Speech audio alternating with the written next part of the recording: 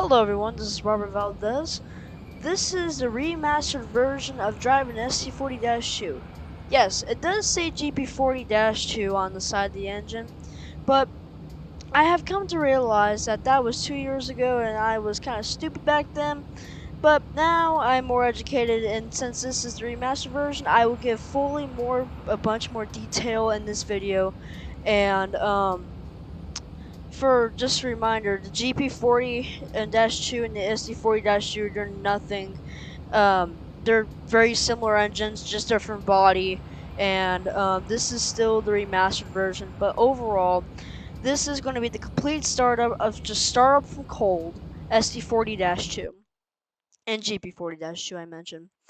So the first thing that you would like to do is that you're going to go off to the side of your engine and to the left or to the right. It depends on what engine you have, but overall, right now you would have to go to the right side. Once you head to the right side, there should be a drain pipe along the side of the engine. That is for condensation, and condensation builds up over time when the engine is just sitting out in the yard. So it will be loud, so you must be wearing any type of ear protection to drain out any of the condensation. It would also probably be on the other side of the engine, and there would be a drain valve inside of the engine room of the locomotive. So after you had done that, what you're going to do is that if you want to drive the engine, what you have to do is that you have to put your isolator in start. So right there, start, stop, and isolate. That's the isolation switch. Make sure you have it in that position. And once that has been done, you're going to go over to your engine run and your fuel pump. And we're not going to get to the gen fuel yet. And so what you're gonna do is that in this box right here, you just use your imagination for this, guys. Yes, I know this is a game, but this is going for real life in game, so I'd like you guys to use your imagination for right now. So you're gonna open up the breaker box, and on the bottom left there should be a battery knife switch, which should be massive. On the side of that should be an aux generation switch, gen field, side or engine side electronic heaters, and helper heaters. Now onto the top right and top left, what is going to happen is that there is module control, and there's just a reminder, there's going to be a lot of breakers, and I'm going to go over each one that you have to flip on. So the first one would be module control, second one would be turbo, depending on what engine you have. Sometimes it would be up, sometimes it would be down, but it all depends on what locomotive you have and what type of building year.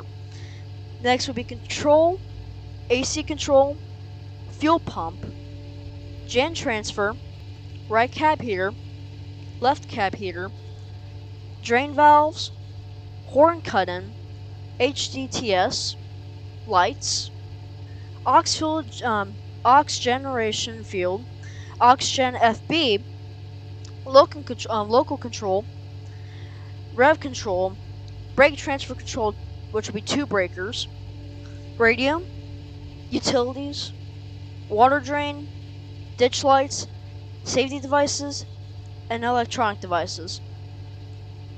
After that, after all of those have been switched on, your next goal is that you would have to go to the back of the engine, or middle of the engine. You would have to go into the middle of the engine, and you will be presented with a switch in the middle and a button in the back of the engine. It is not hard to reach, and what you're going to do is that the little button that's in the back, you're going to have to push it in, or maybe pull it out, still depending on what locomotive you have. Once that has been completed, what you're going to do is that you are going to prime it for 15 seconds and by holding it to the left. I'm going to let you guys do that really quickly. If you are doing this in real life, I'm surprised. And I hope you do successfully run this engine. I hope I'm correct. So I assume that you guys have your engine primed. So what you're going to do is that you're going to flip it over to the right, which will be engine start. And so what you're going to do is you're going to hold it down until it fully starts up. And once it starts up, if it doesn't, if it starts up and if it turns over like this, then you are set. But if it does not crank over, and if it fails, what you're gonna do is that you're gonna hit it again with the engine start, and then there to be right of you, there should be a red handle that says lay shaft or the crankshaft. You use that to rev it up so it doesn't die on you. Once you're done with that, walk into the cab, and then you should switch your isolation to run. Once that has been completed, somewhere over here, I'm not sure if they modeled this game, somewhere over here there should be a thing, down here, right here.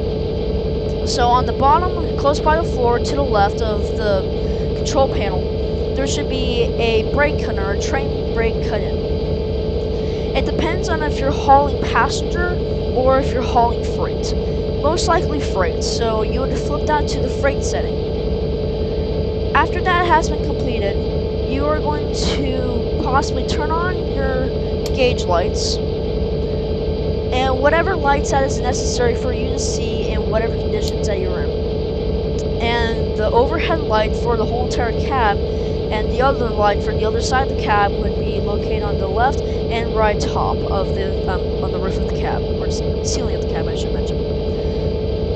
Once you are set and ready to go and you have completed all the startup procedures, what you're going to do is that you're going to head over to the generation field and flip that on. When that has been completed, you are going to set your rear lights into dim and your front headlights to bright. If you're running reverse, then your front headlights will be dim and your rear headlights will be bright. But for right now, we are going to be running in forward motion. So we are going to be doing another tutorial on how to drive SD40 and GP40.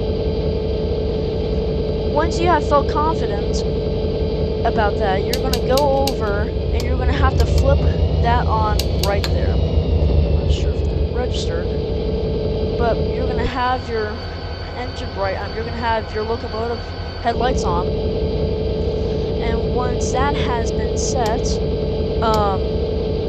what you're going to do is that once you are once you're prepared to proceed forward, you are going to honk two blasts. That is those two honks are signaling that to let people know that you're moving, that you're about to move, and they should move back from the train, and the engineer is ready to proceed forward with its commands from the conductor. Once that has been settled, you are going to take your independent brake and set it back, and you're going to put it into mail, just once.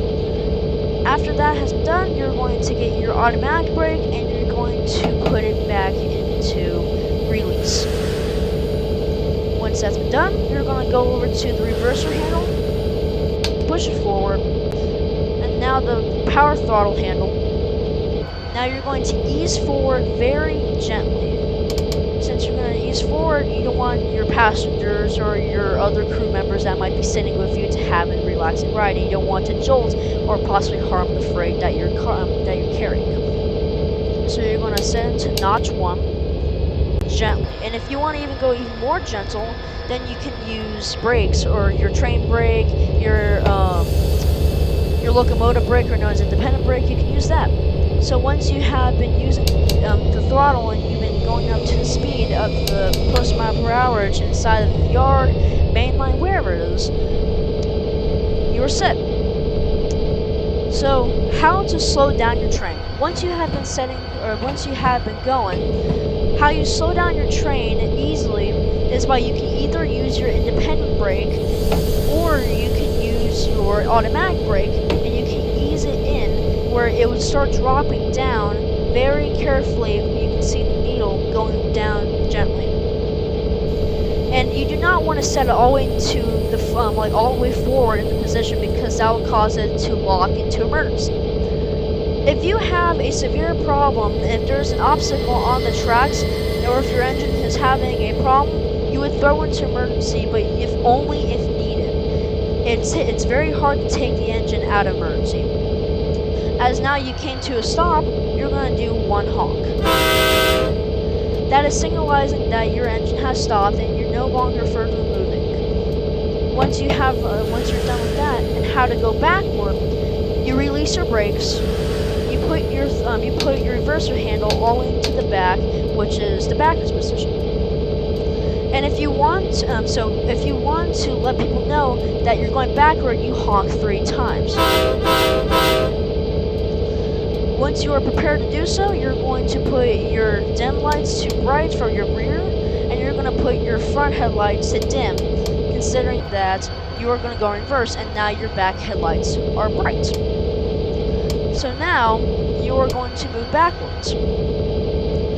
Now you're going to again ease up with the throttle handle gently once more.